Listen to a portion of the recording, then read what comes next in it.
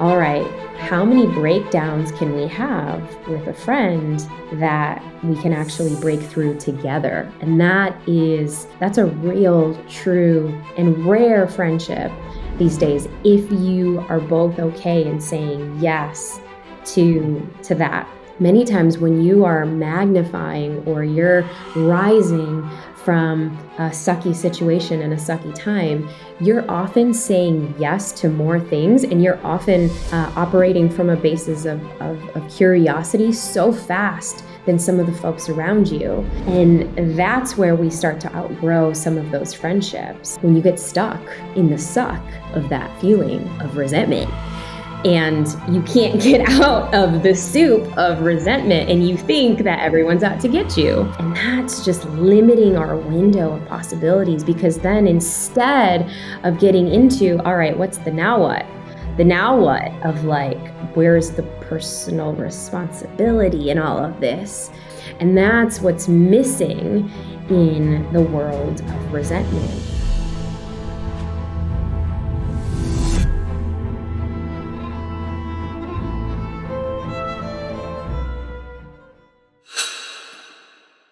Dr. Neeta, welcome on the podcast. What are you most excited about right now in your lifetime? Oh my gosh. Wow. Well, it's a brand new year and brand new energies. And honestly, I'm so excited for my next book. It's like this baby that has been such a huge part of me, that has been literally kind of just within me for the last, I want to say 5 years, I want to say, when I got pregnant. I got pregnant 5 years ago. You birthed 2 kids into the world. I did. I know. Fast forward, I birthed 2, but I think this book is my 3rd baby, honestly. Wow. And it's been so many feels and such a huge transformation, as well as just this constant evolution. So I'm so excited that the world gets to experience it and feel it. And it really has been such a labor of love. Yes, it definitely felt that way as I was reading it. And I wanted to just start off there based on where humanity is right now in its evolution. It almost feels like as a species, we're going through this reinvention. And in another podcast, I heard you say that you were the queen of reinvention. So going off of that concept of reinventing ourselves, I know we've heard it before. It's a buzzword. We know it. We're constantly being told like, oh, if you don't reinvent yourself, then, your place in the job market might be lost, or you're not going to be able to move through this process in your life. But reinvention, I think the way that you've seen it, the way that you've lived it, is completely different than many people have experienced it. So I just wanted to tune into your really experience of reinvention in your process to start with. Yeah, I love that you're bringing it up in that context. Yeah, I feel like in my experience, and I've had many in what I kind of want to share, like rebirths and deaths, right? Because many times when we think of the word reinvention, it's almost, when we're tuning in, it's almost like, oh, do we have to completely, scrape the slate clean and do a blank slate on everything? And maybe it's not just that. Maybe it's, what I've really felt a big calling for in the past, I don't know, however many decades, because when I was young, I had to grow up really fast, right? And so I didn't have a traditional, childhood was very chaotic. It was very tumultuous. There were so many things happening all at once. By the time I turned 16, I was working 3 jobs. My mom had just passed away. And so she had this really long battle of cancer. And that was my first foray into, all right, Neeta, like, life's going to be a little challenging. And, at 16, growing up in the city of Chicago, there are challenges, there are challenges taking the subway to school because you live in the city, in a big city. There are challenges there, but to then have internal home challenges where you don't know if one of your parents or caretakers is going to live, right? So that really then informed me on how I need to be taking care of myself. And then I had two younger brothers also. You were the oldest of the siblings. Yeah. I was the oldest, and I had a younger brother who was 16 months younger than me, and we were really tight. And then I had my youngest brother was 5 years younger. So, I'm 16, he's 11. And my dad was from India. My mom had been from the Philippines. So it was just this cultural melting pot in our home. And so it was such an early on kind of metaphor for life in terms of, okay, this meant challenge, right? Challenge meant this was what we were going to face. And then fast forward to 4 years later, I would lose my brother and I would lose my dad. Completely unexpected too.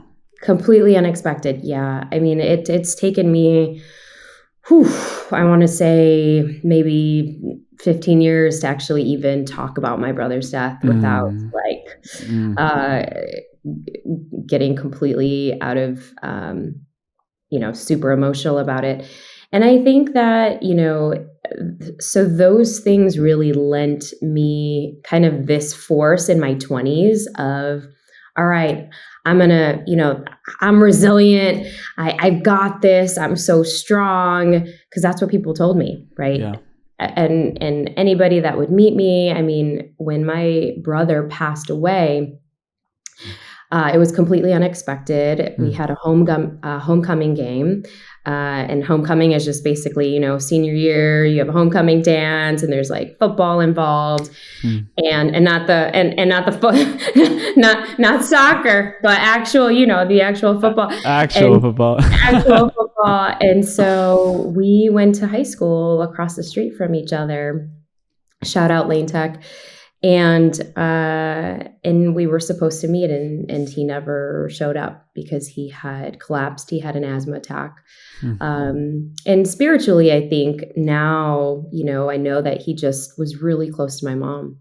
And so that's given me the peace and the solace that I think that I needed. And I think many times when something bad happens, for anybody listening or anybody that's going through a tough moment or a sucky moment, as I like to call it, it begs that call for reinvention. And that reinvention, how I've experienced it is, all right, well, something this big, like I can only go two ways. I can succumb to the fall of the depth of that, or I can rise above it. Now, when I was young, I didn't have all the tools that you, Emilio, have and you share with all of your audience. I mean, that wouldn't come until probably, almost 15 years, 20 years later, right? And I think that that had to be because I had to experience life. And it was, so going through the motions of that, entering my 20s now, leader of my home, because I was orphaned and lost my father as well to cancer. And so my value system in my 20s was, all right, no one's going to feel bad for me. No one's going to pity us for going through all of the things. And there was this shame of, am I going to be accepted in society? And there's this big shame because, when we're young, we want to fit in. We want to belong. We don't want to be the weirdo that's kind of like, well, hey, how are you doing? And I remember, I talk about this in my book, that the grief and the trauma was so terrible for me that I just wanted to be a kid. I just wanted to not have all of these responsibilities. And so I applied for this the study abroad program in Italy. And Yeah. funny that you're living in Madrid, and I've always had this super special, amazing place in my heart for Europe. Yes. That was the first time I was able to experience some sort of freedom and liberation, and even this reinvention that was keeping me back in my circumstance of like just, the sadness and this depth of like fear and uncertainty and not knowing what I was going to do next, because I don't really I had guidance in terms of my aunts and my uncles, and they did the best that they could to raise us, right? But it's different to not have your parents. And I had to really look within. And what really helped me in those dark times was when I first touched on Italian soil. I was in Rome. The Vatican was like literally Get a little Aperol spritz going. and I had my my iced coffee every day. And yes, the Aperol spritz. That was the first time I even had tasted alcohol. I was barely 21. I turned 21 that summer, but it felt, Emilio, like I had wings on my back again. And for the first time, I shared this in the book, where I took an Italian philosophies class, because YOLO, right? When you're over there. And I didn't realize that they would be talking about Stoicism, and they would be talking about the teachings of a person named Marcus Aurelius, which I'm sure a lot of people have probably heard of. He's such an OG. And to be learning that while going through, still processing a lot of my trauma and grief, which I thought this trip was just going to give me this blank slate and I would start over and no one would need to know that that's the girl who went through a lot of stuff, right? Because I didn't know anyone at this university. I had known nobody. I didn't know a lick of Italian. But I was like just open. And then we started learning every day about this guy named Marcus Aurelius, and how his concept of amor fati was to love one's fate. Right. And so that was where, and it was it couldn't have been such a beautiful timing, because while I was like questioning and I was so resentful because my grandmother didn't want me to go and leave my little brother, my aunt didn't want me, like no one wanted me to leave. And I was like, I just have to do this for myself. Like, I know, like this is in my heart. Calling for you to go. And when right? And I feel like many of, our listeners who are listening today, many times that there's this ache in your heart, but it's so counterintuitive, because nobody wants you to go. Nobody wants you to leave that job. Nobody wants you to leave that relationship. But you feel it in your heart that that's kind of where that next step is. Yeah. And maybe that's your calling, to just say yes to it, even if it might disappoint everybody else, because I'll tell you this much, it disappointed my family for a little bit, but then they came around, right? And that's the beauty of it. Many times when we have our suck moments, we may disappoint others, but if we're doing it at the cost of giving us life back again and sparking joy back into ourselves and creating these new adventures. At 21, I was like, oh, okay. I went to my first, I'm going to date myself, but Coldplay concert there.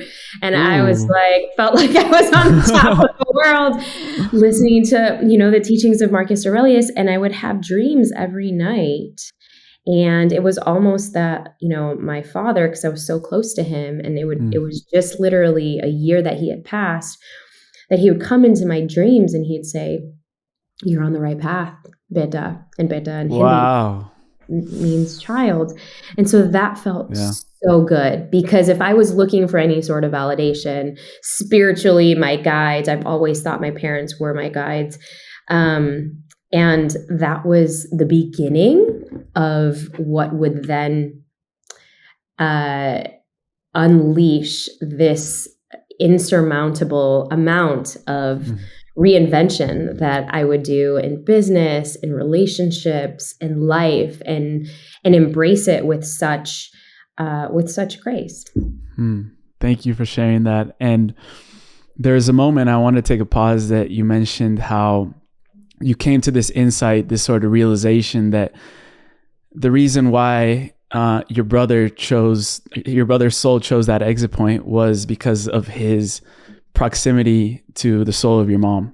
And I just wanted to unwrap that and how you really came to that realization, because when dealing with all this grief and when we lose people in our life, I think the first thing that we need to understand and redefine is death in itself. And there was a moment where you were sharing about your brother's situation on another podcast, and you mentioned the word transition instead of passing away or death. Like, transition is truly the word that I most resonate with right now, based on like what I've read and learned about this huge spirit world that we're a part of and we're deeply connected to.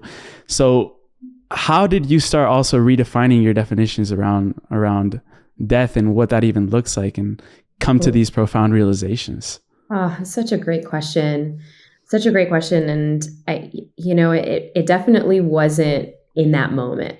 It would probably be when I said yes to my own spiritual awakening, which was, I had my Saturn return, which is a time, for those listening, either, in Vedic astrology, every 7 years is when you have a sort of reinvention. Yeah. And it doesn't have to be big. It could be small. It could be, a breakup with a friend. It could be a breakup with somebody that you love.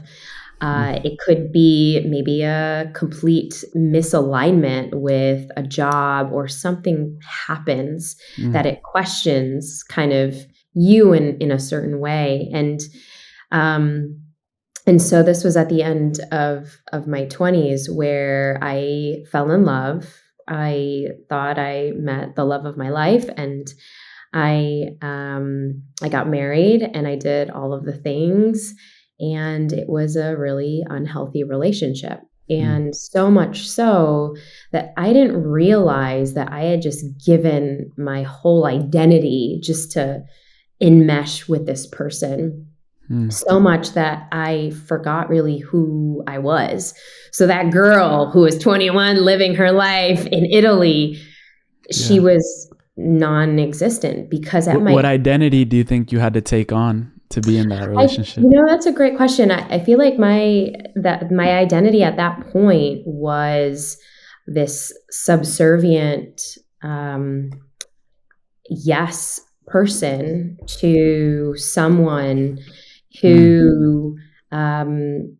where I didn't even know how to even love myself, because I was constantly giving. And so I took on this like martyr archetype and this savior archetype, where a lot of times we want to save other people in our relationship.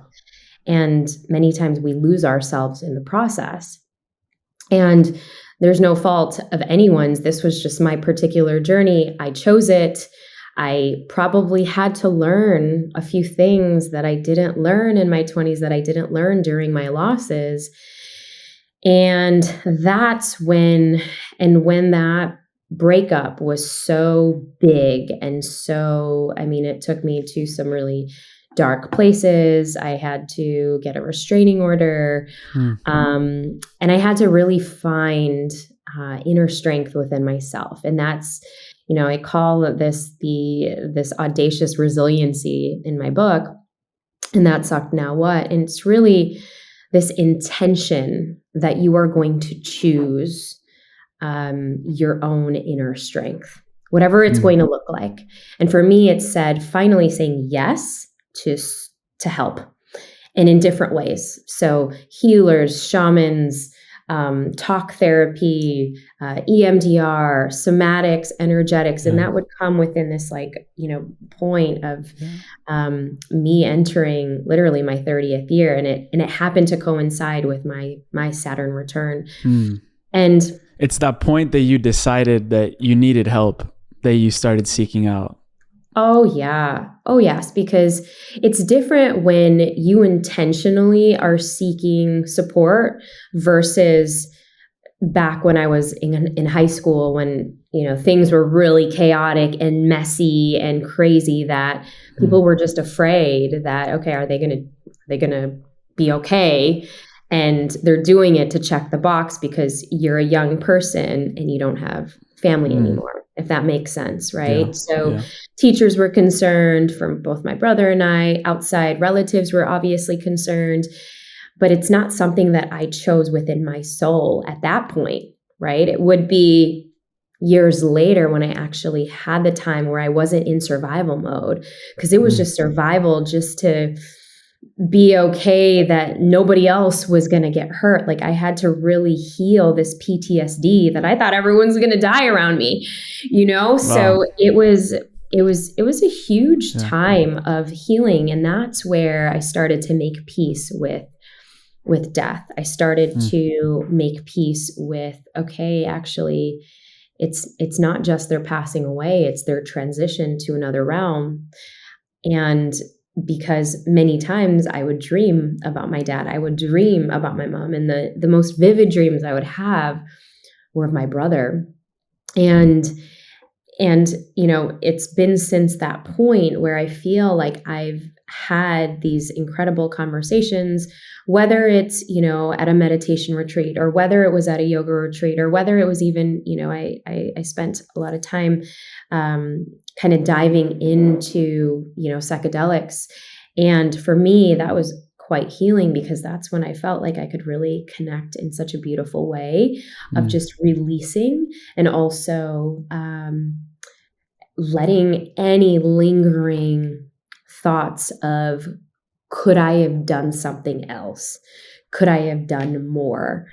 Just go, because maybe that was their time, and these were the lessons. And what I can take from those lessons, I can now, spread, whether in books or talks, because then my life path took a completely different path once I started saying yes to this new healing journey in my soul. I let go of I was a cosmetic dentist. I let go of that practice, and not let it go, but I sold it. Yeah. And again, another thing that my family, my aunts, my cousins, everyone around me was like, "What are you doing? Did you join a cult?" They didn't understand. Huh? Oh no, they're like, "Are you okay? You just went to another one of those retreats." Yeah, they didn't know that you had just done ayahuasca. No, well, they did not. No, they did not. they knew I was at a retreat, but they did not know that there was 3 days of just celebration and trusting that intuition. And I think for, I don't say, everyone should go do that. I think that's a very sacred decision and choice. I think for me, it was definitely doing a lot of research and spending time in different parts of the world. I would go back to, Bali is a sacred place for me, but also my dad's lineage from India, every single weekend, as long as I remember, we'd either, visit different temples, or we'd visit the Gurdwara, because my dad was from Punjab. And so we would do the Hindu temples, we would do the Sikh temples, and we would go to, church on Sundays with my mom. So my dad would always say, it doesn't matter, just as long as, you have this connection, whatever that connection is, to that inner power. And for him, it would be meditating and chanting with his mala beads for hours, especially on Sundays, because he felt that Sundays were this awakening time and the start to a new week. And even when we were little, I remember my brothers and I chasing after, trying to get the mala beads when my dad was meditating. But that really set the foundation for later on, when I would go back to India and I would spend time in Rishikesh, I would spend time in Varanasi.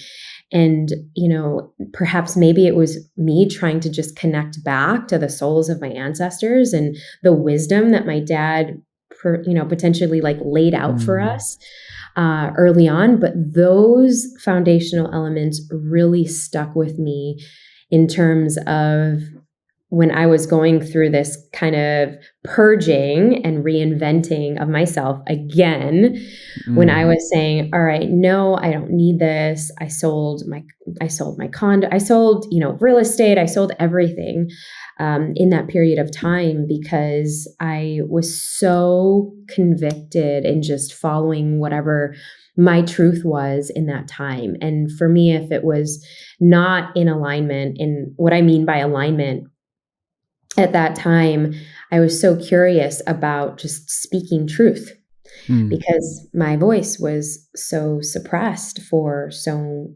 many years. And even going back as to how I was taught as a kid to even share grief and sadness, that was all suppressed and bottled up because my family didn't know how to react. I mean, Filipino and Indian lineages, it was like, nope. Good girls don't cry. You're strong, be brave, and all I wanted to do when I was at my deepest, darkest after this breakup was to cry, was to scream, was to let it out, was to just completely fall. Feel the feels. And really fully. feel the feels.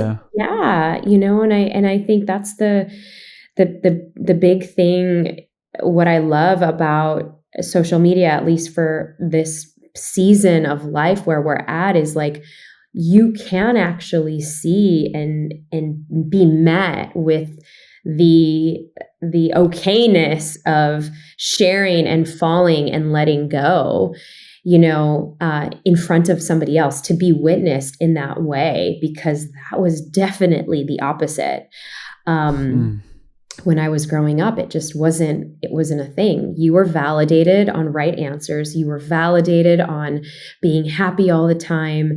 You were validated on, how stoic you can be. And I love the Stoics for Amor Fati and loving our fate and loving, that many times things may not go to plan, but maybe that was the plan all along, right? And what I would also add to the Stoics is it's okay to feel the feels. It's okay to not be okay. And that was another reinvention point when I got into, my 30s and became so convicted and intentional in terms of sharing my truth in those ways. And that really looked at the career that I was in, and all of the other projects that I was curious about that I wanted to try as well. One of the most game-changing chapters for me in your book was the chapter about the entitlement trap, because I've heard, our generation is entitled, we're privileged, and I come from a background where I consider my upbringing very, very privileged. In comparison, especially where my family came from, where they started to now being part of this generation, where my dad has truly, radically shifted the future of his family. And I just wanted to tune into this entitlement trap because there was a story in your book where this man wanted to become a professional speaker. He wanted to speak on stages and be famous, sharing his story. And when you asked him questions, like very simple questions, like who are you? Who do you want to impact with your message? How do you plan on serving them? How can they learn from you? What will they learn from you? These questions were very ambiguous. And I was reading through these questions and I was like, I need to go through these like on a very deep level. I need to go through these because I think in the back of my mind, I know, but when you truly reflect on them, I think giving yourself the time to know who will your message impact? How do you plan on serving others? Focusing what others need instead of saying that, no, this is what I deserve. I deserve the millions of downloads because blah, blah, blah. I've achieved this and I've done this. And not focusing necessarily on the aspect of others, understanding what other people need. So I wanted to ask you on this entitlement concept, where is the fine line between, saying yes to ourselves and not focusing on, that aspect of, no, I need to do this podcast. I need to write this book for others. But also integrating, this is my journey and there's no entitlement behind that. How can we break the chains of that entitlement? So I love this so much, especially for, your generation. And I think that for a lot of folks, because, everyone listening to this has grown up with social media, has grown up with the idea that now you can start creating stuff so fast. I mean, my son, who's 4 years old, he just saw me do a live once, and that was it once, because I had to, do it. And he was in the room, and literally the next day, Emilio, he took my phone. He already knows how to press record. Wow. And he's doing these videos like, "Hey folks, how are you folks? Oh my gosh, look at my Christmas tree. Look at this." And what? Did you? And I asked my husband, I'm like, "Are you doing that?" And it was just a big reflection and mirror, because I'm like, oh, wow, I guess I do say folks a lot. And also that it's just so easy for them. There's no fear. Because you could see him, and maybe one day I'll post this, but you can see him just so convicted and so intentional about just having a conversation. Yeah. So much so that I sent it to his grandparents in India, and they're like, he never talks like this. How did you get him to do that? And I said, that was not me. That was him. So I bring this story up to share that, there's sometimes this like fearlessness, even for your generation, for my kid growing up right now, to just do and to create, because this is the time that we're living in, which is so amazing and it's so great.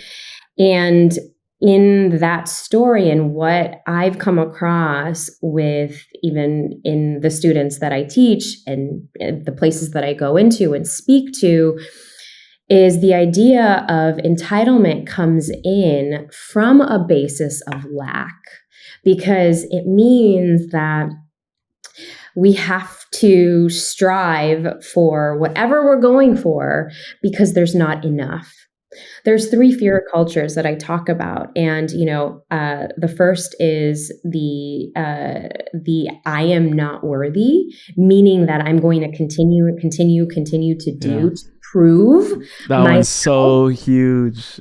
Right? So huge. Yeah. And it's so huge because many times, and, I remember in my 20s being so unworthy, trying to fit in, because I hadn't found that love for myself, because I was trying to gain everybody else's love, because I had lost my parents, right? I hadn't reconciled that or integrated it in my system yet. And maybe that wasn't the time.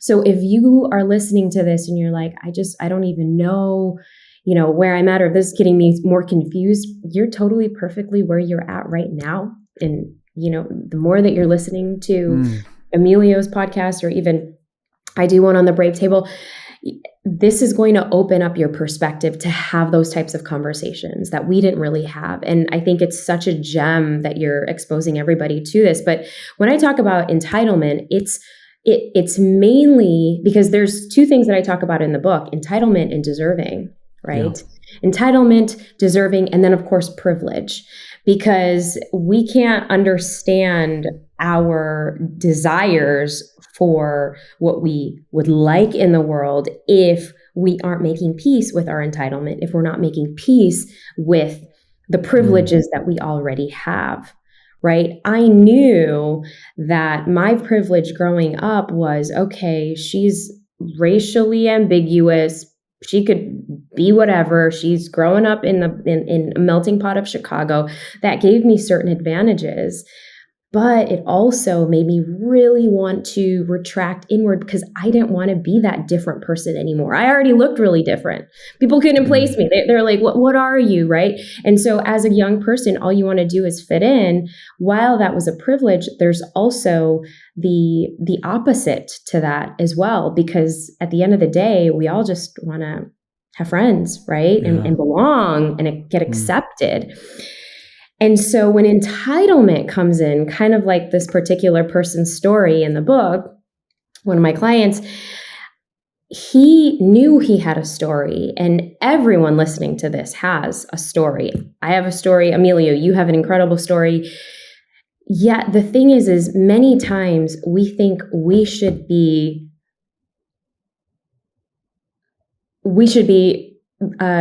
given trophies based on those stories versus,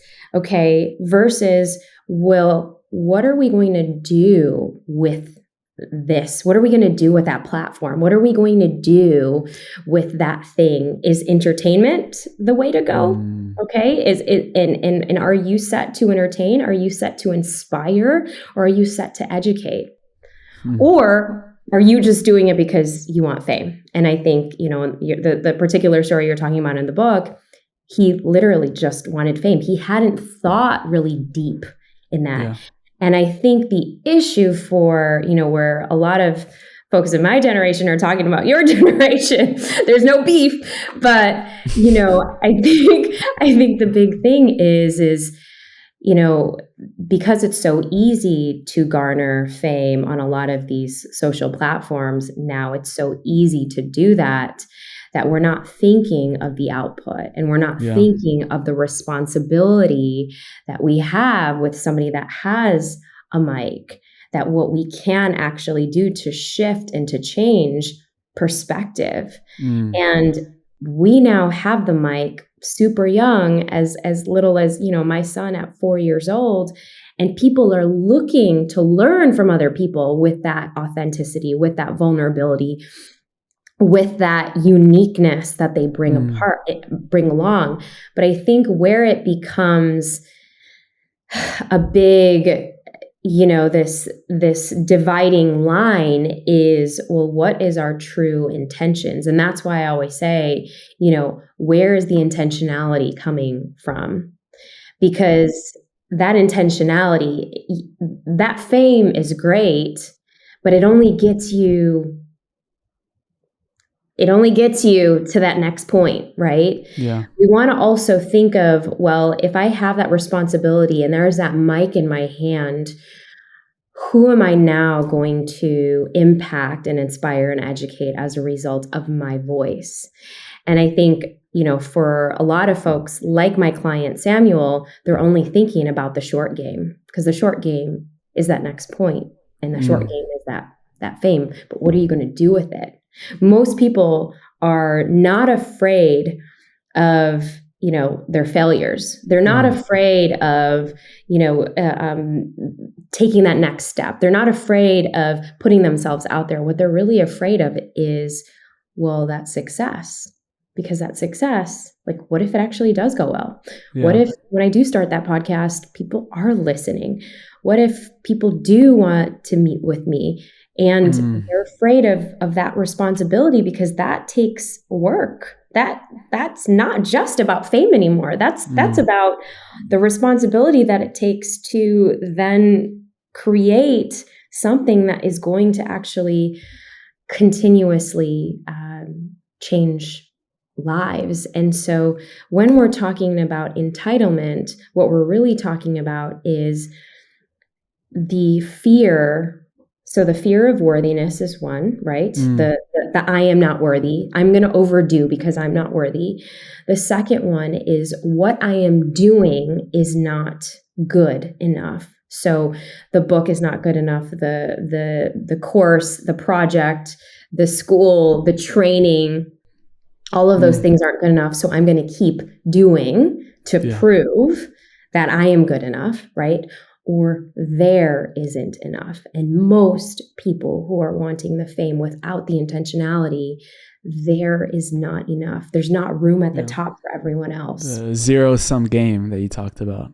it is that zero-sum game, because we're taught, right, really young in sports, in any sport that you think about, right? Whether it's, tennis or basketball or soccer, or even my little one, she started like singing and dancing. And even with that, there's these singing competitions and dancing competitions, right?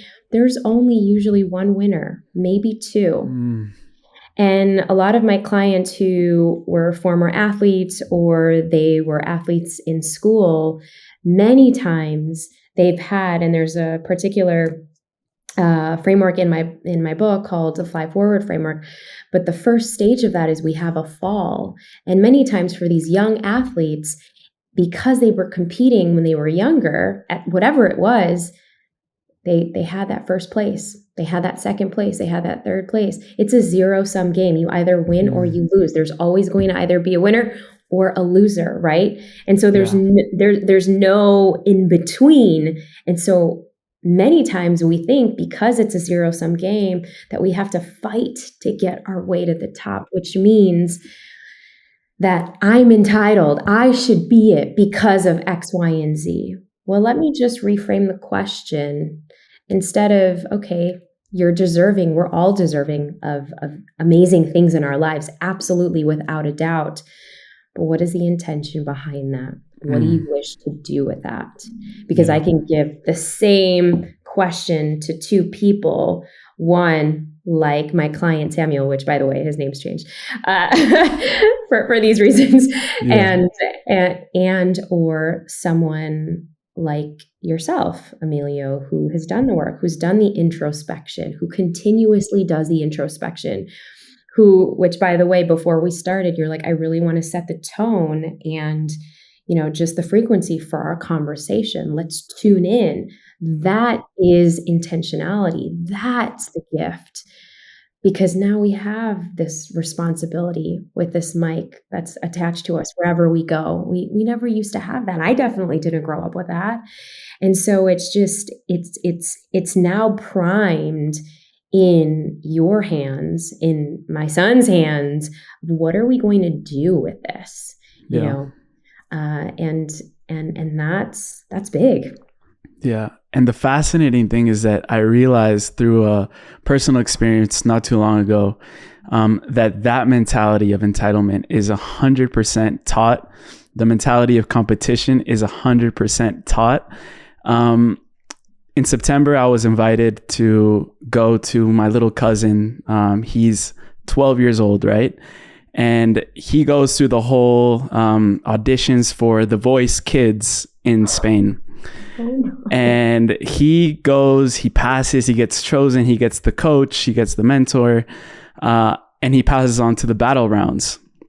So the battle rounds, there's 3 kids, they're competing against each other, and one of the kids will pass on to the next rounds.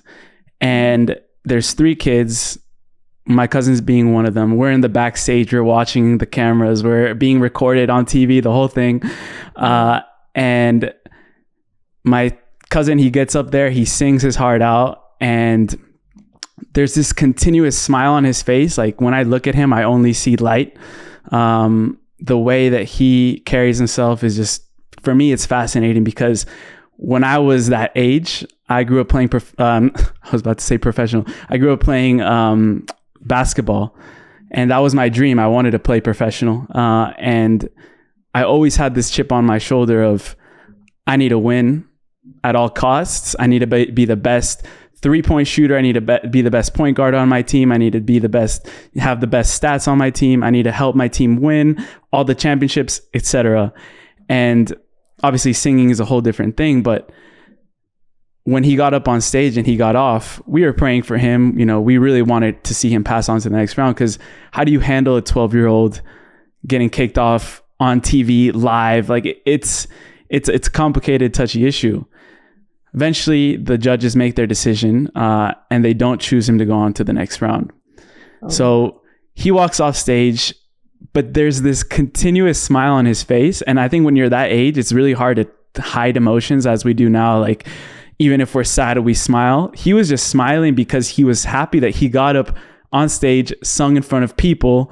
The first thing that he told his mom was like, look at the people here. Obviously there are people that get paid to fill up the crowd, but he's like, look at the people here. He was performing for a live audience, doing what he loves to do. And then the girl that won, I didn't really see her afterwards, but the other girl that they got, didn't get chosen. She cried. She said this wasn't fair. You know, the victim mentality, because I really saw it in her, and she was a little bit older. She was around like 14, 15. So I can see the age difference there, and how much her parents probably had influenced her.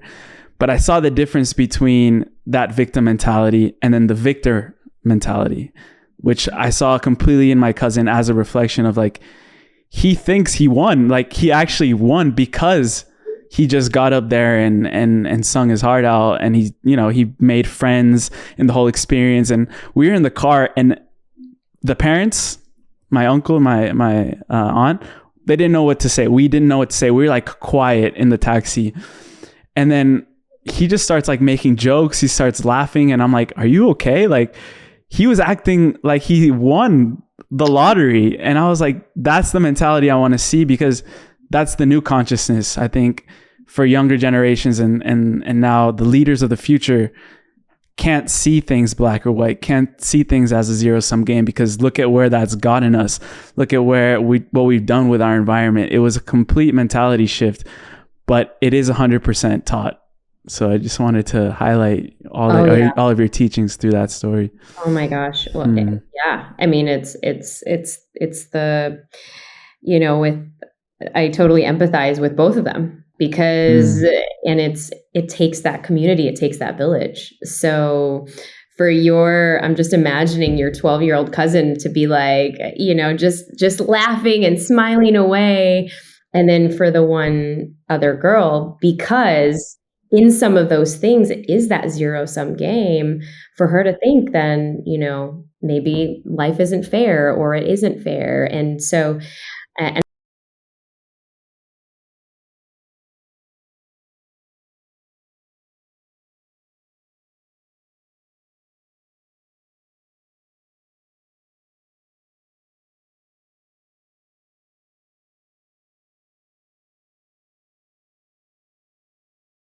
your cousin really demonstrated that. So, a beautiful reflection story, Emilio.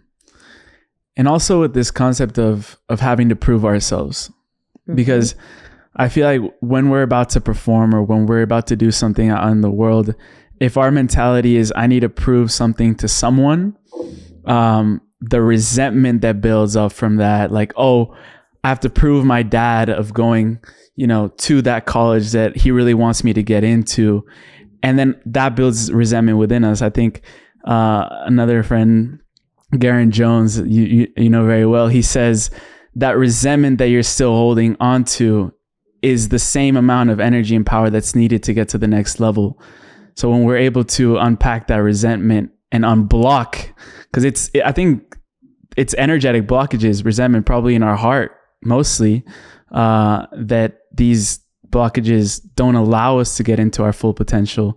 What do you have to say to someone who feels that even though they might not admit it to themselves, they're trying to prove things to other people around them, and they're holding on to resentment? Oh, yes. So the chapter that you're talking about on resentment is all about why and how resentment continues to allow us to play small. And it continues to allow us to just be in our little bubble, our little pity party for one is what I call it, because it feels good. It gives us a sense of purpose.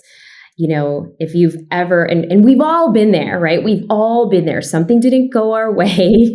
Something, we had that sucked moment, but we're still in the suck part of it. We're not yet, getting into our now what stage. And sometimes it's okay to be there, right? Because resentment is a feeling. And, I'm not trying to say, let's not experience it at all. Feel it. But what happens, and what Emilio and I are talking about, is when you get stuck in the suck of that feeling of resentment, and you can't get out of the soup of resentment, and you think that everyone's out to get you. You think that there's no one, there's no one for you, or you can't trust anyone because that one person did something to you, that one bully you couldn't stand up to for whatever the reason situation was.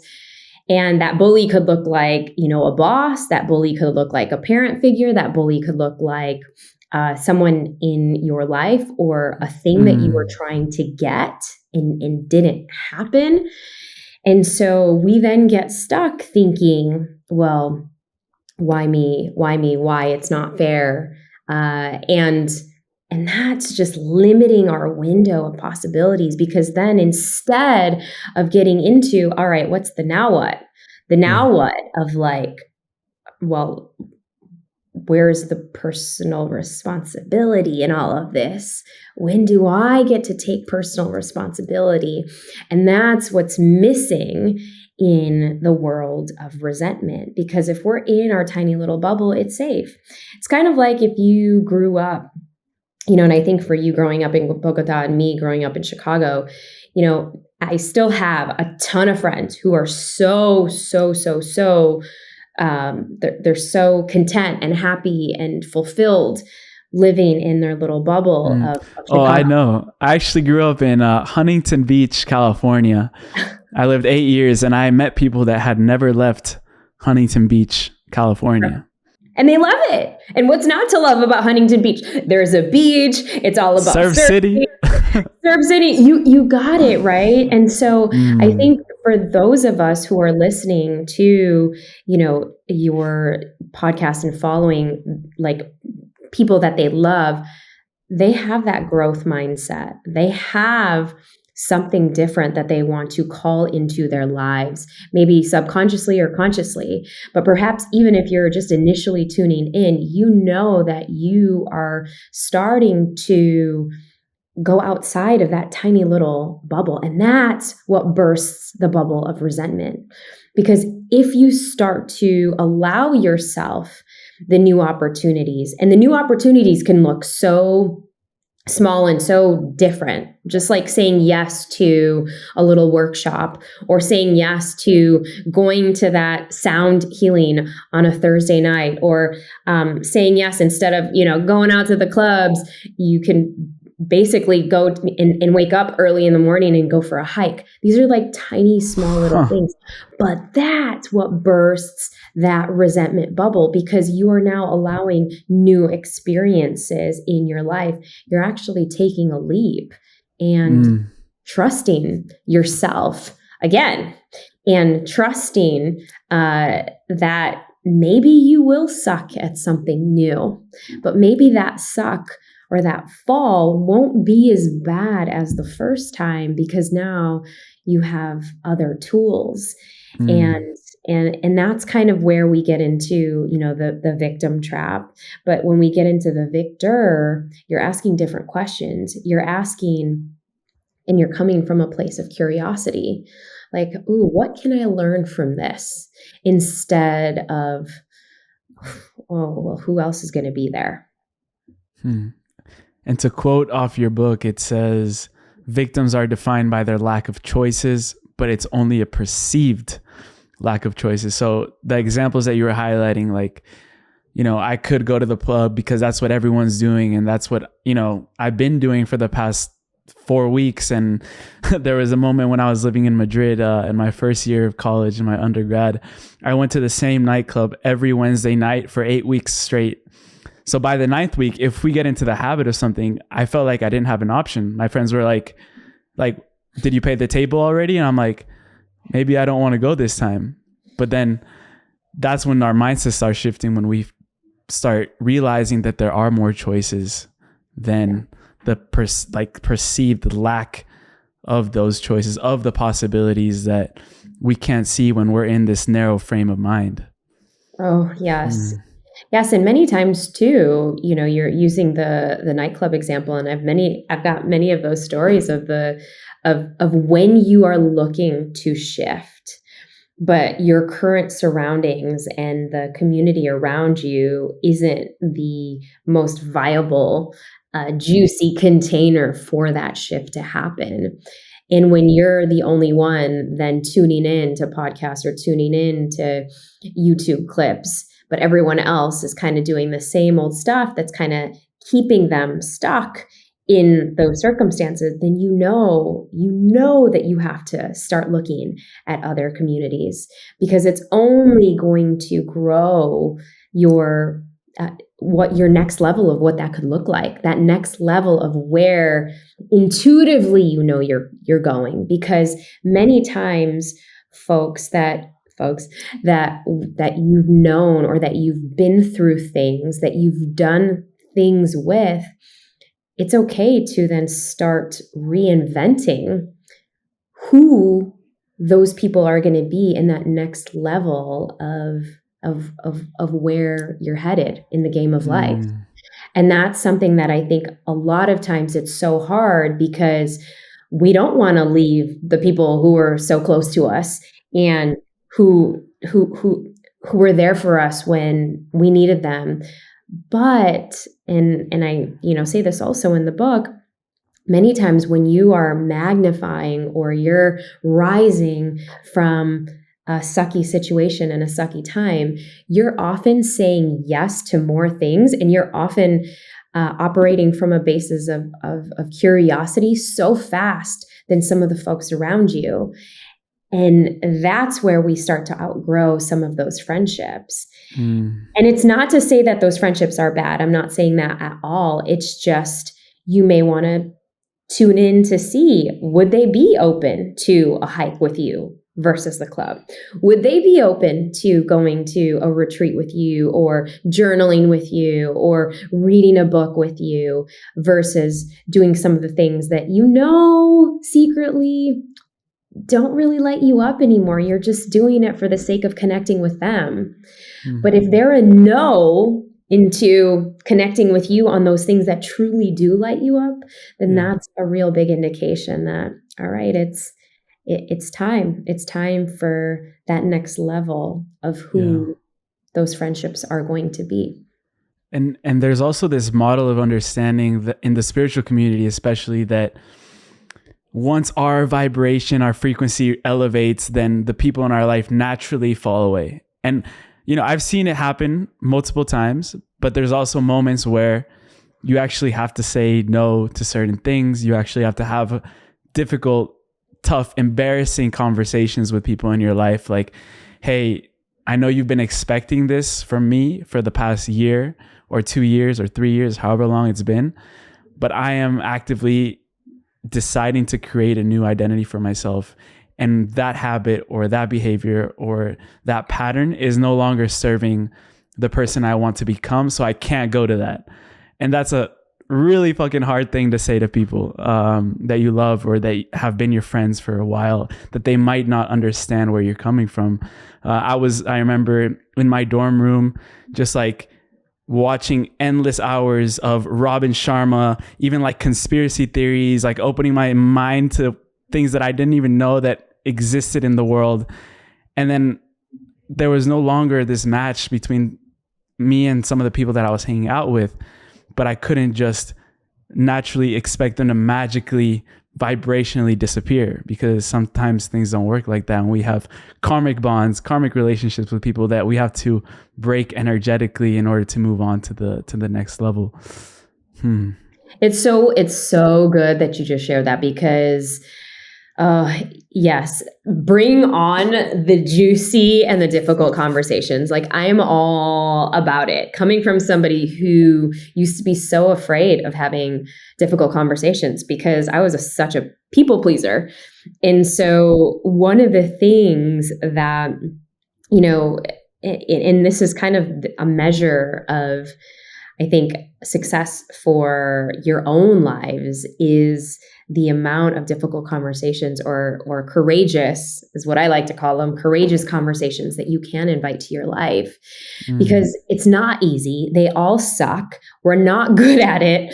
And it can be painful, especially because you love that person. But I like to say when we're having a courageous conversation, it's an act of love. It's an act of love because we love ourselves enough to state, in many cases, a boundary, but it's also an invitation for somebody else to say, okay, hey, do you want to come along with me? Because I'm here, and I'm tuning into different things that I know is going to up level the two of us. So if you're in, come along for the ride. And if you're not, I love you where you are, and that's okay. That was our season.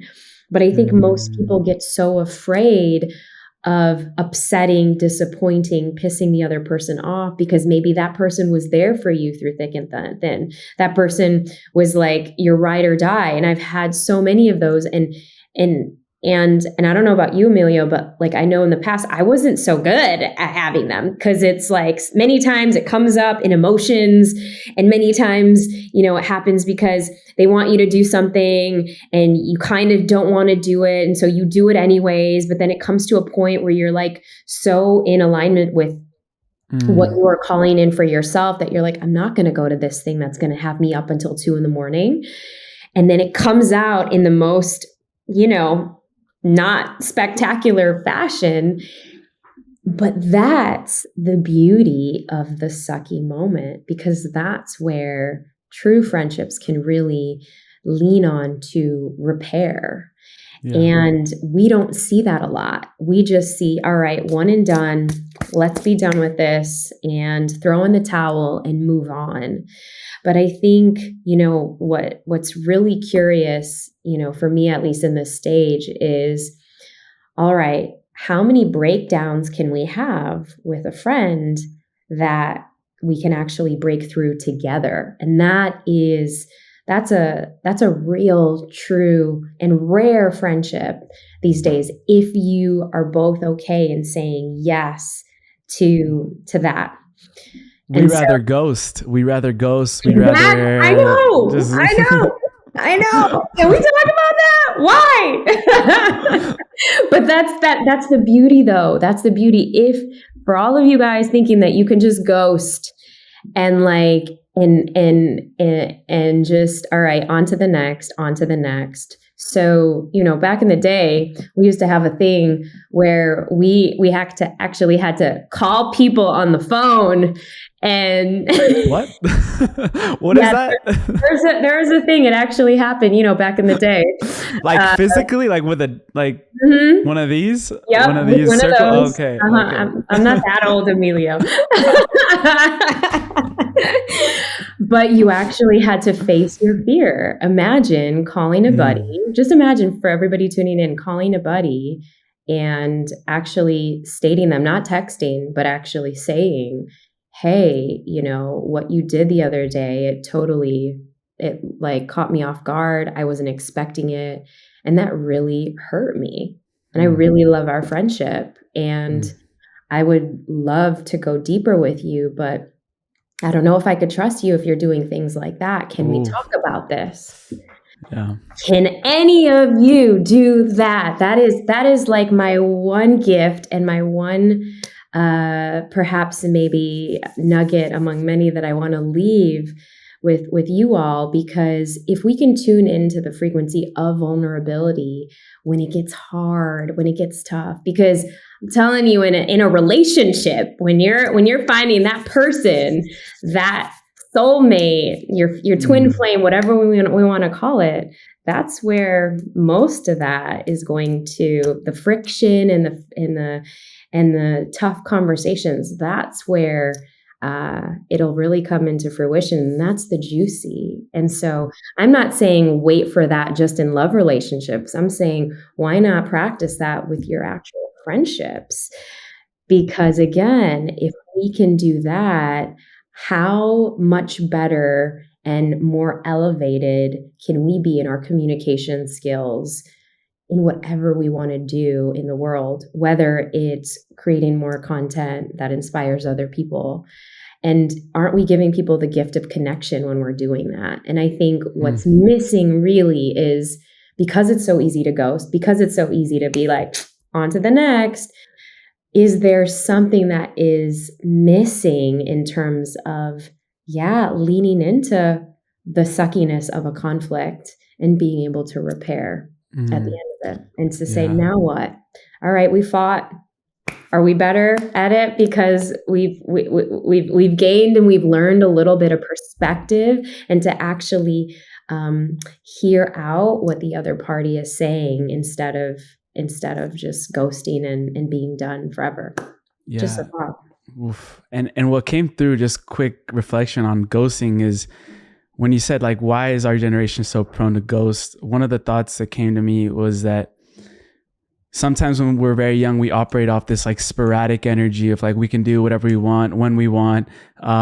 There's so many options out there. We have dating apps, we have different things. We have millions of choices out there. And when I was starting my spiritual journey, I was exposing myself to so many different things and reading books after books. Sometimes I wouldn't finish a book and that was fine, but I would just move on to the next teacher, the next teaching, the next thing, the next course, whatever it was. And I think there's a moment for that. And there's definitely this era of expansion that we need to go through. But I think right now, the season of my life that I'm entering, is the word that I chose for this year is depth. So going into this depth in love relationships, in friendships, in, for example, things that I'm learning about. I just committed to going deep into the gene keys. So, starting reading my chart, starting reading the book, the courses, but like truly going deep into that one thing, instead of like picking and choosing everywhere and seeing, just like trying a little bit of everything, which there's a season for that, but there's also a season for depth. And ghosting doesn't require depth at all. It's more of that sporadic energy of like, I'll just ghost if I want. Like, I've been ghosted before, so that's part of the culture now. I guess this is part of the culture. But depth is a whole different way of relating with people in our lives, even strangers, because you can have depth, a deep encounter with someone that you just met at the grocery store, just by truly looking and seeing them. I love how in the avatar they say, I see you, which it's completely like, that's what it is. We had Paul Selig on the podcast, and the guides, they talk about, that affirmation, that frequency of, I know who I am in truth. I know what I am in truth. And now I know how I serve in truth. I am free. I am free. I am free. And when you say that to someone else, you're basically acknowledging their soul and saying, I see you. I know how you serve. I know who you are, and I know what you are. So it establishes a whole different dynamic with the people in our lives.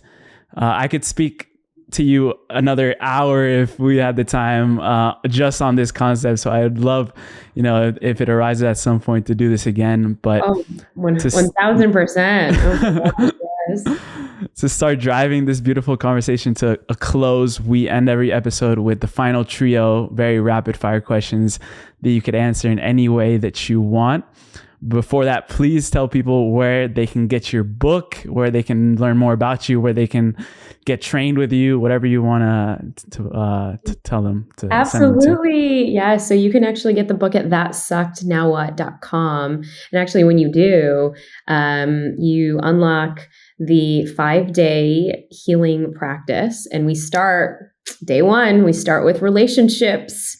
The juiciest ones, whether it's love or family or friendships, but we start day one with friendships or relationships. Day 2 is all about your optimum energy and vitality and where we're leaking it, if we are leaking it anywhere, and how to tighten that up. And then day 3 is all about abundance.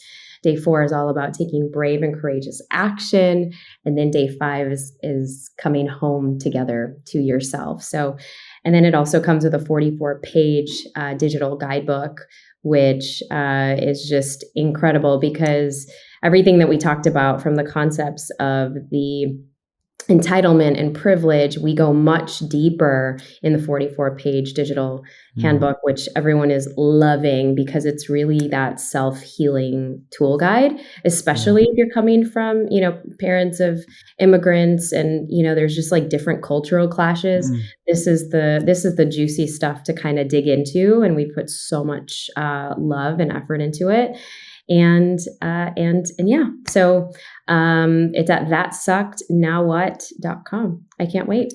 Yeah, we'll put every single link that you just mentioned in the show notes. I know there's many podcasters that say that, and then you go in the description, it's not there. So go check that right now because we put it in there. The final trio, this is one of my favorite parts because every single question is different for the guests, except the last one.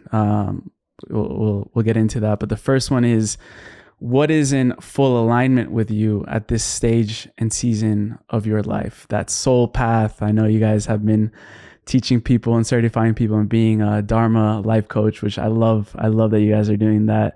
But what is in full alignment with you at this stage in your life? Yeah, I think that because there's so much chaos, I think, reminding people to find their own magic in sometimes their messy situations. And that's been such a big through line from this stage of motherhood in my life, but also in the various ways that I impact, whether it's on stage, whether it's in our communities. So finding the magic in your mess. Yeah, which is alchemy. Which is alchemy, ways. Right? It totally is. We're just loading it up. Yeah. Yeah. What would your kid self think of you now? Ooh, she would think that Neeta now is an unapologetic badass. She'd be so proud. She actually is proud. She is proud. Amazing. I love that. Neeta, the final question. This is going to require us to travel a bit back in time. No, forward in time. My bad. Okay. I call this the time capsule question. So around, let's say, a couple decades out, my generation, your sons and your kids' generation, they're going to start stepping into positions of leadership. And I know you've worked a lot with leaders, a lot with leadership in your coaching and your consulting. But this next generation is going to take on leadership roles regardless, because that's the nature of our evolution. And if I were to give you a time capsule and you could do anything you wanted with this time capsule, but this generation of leaders would open it and find whatever you wanted to leave for them as tools, mindsets, techniques for them to be able to lead and guide humanity through this new consciousness that's arising right now, what would you put into that time capsule? It could be anything from a book, a frequency, a movie, anything that's helped you. What would you include in there? Well, I would obviously include a manifesto on having brave conversations.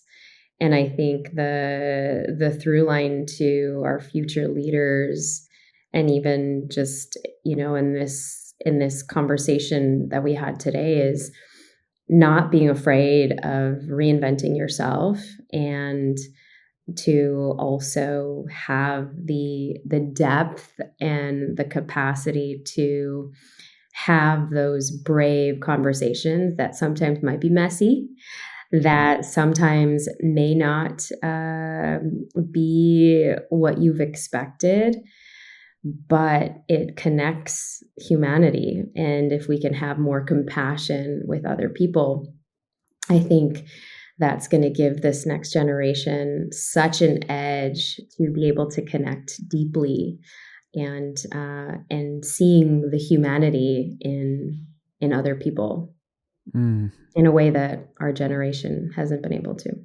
Yes, so good. And also, this is the first thing that I wanted to start as a new project is at the end of every episode, I want to ask the guests to leave that generation, the next generation, a contemplation question, self-reflective question to deepen their self-awareness, honoring Richard Rudd from the Gene Keys around his concept of the art of contemplation. And what would be one question that you would leave behind for this generation to contemplate, to ponder upon, to think about for the years to come? Yes.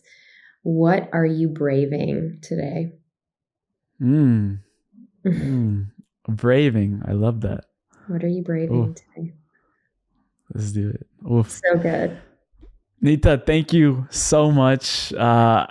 I just wanted to honor you for the work that you've done. This being the first book that I've read of this year, I want to just tell you that I started off in the right foot because this book is powerful.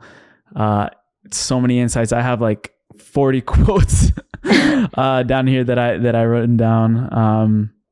I'll just leave people with one quote from your book. You're never going to materialize if you're trying to prove someone wrong. You can't open up to goals if you're holding on to resentment. So release the resentment and step into love, that frequency that we tuned into this conversation. So Neeta, I would love to do this again and thank you for everything. I had so much fun. So much fun. We should totally do it again. 100%. In Austin, in person next time. Yes. Or in Italy with a Aperol Spritz. Aperol Spritz. We'll make that happen for sure. That's an intention. Let's do it. Thank you so much.